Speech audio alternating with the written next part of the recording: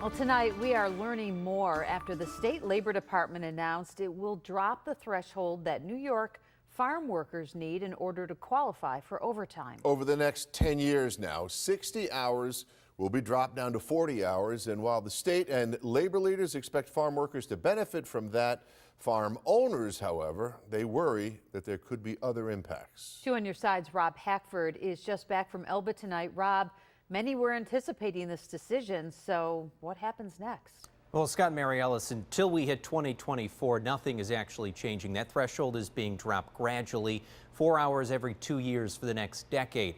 At which point, if a farm worker goes beyond 40 hours a week, they'll be entitled to time and a half, just like most other jobs. But as you dig further into the impacts of this decision, there are a lot of unknowns. Time is always running short when it comes to harvesting onions at Big O Farms in Elba. With New York's often tight 120-day growing season, we have to do all of our work in that window, from planting to crop maintenance to harvest. Travis Torrey, one of a family of partners that run this operation, says that 4 months out of the year it takes all hands and all hours to get things done.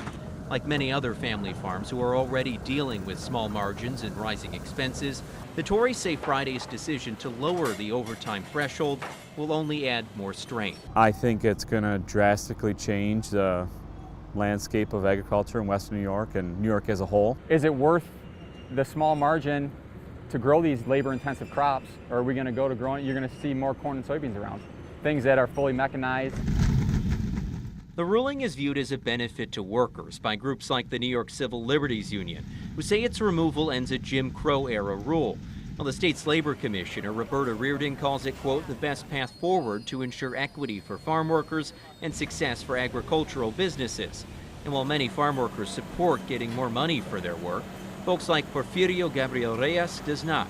We want 60 hours because 60 hours is more money for us, more money for family, and a lot of work for my company. Porfirio is an agricultural visa worker who says, like many of his colleagues, may look for work in other states if farms in New York are forced to cap employee hours to save on overtime costs. Yeah, we're looking for other states for more money. The state is hoping 2 tax credits for farmers, one that would make up overtime costs, another to encourage investment in newer technology could make up the gap.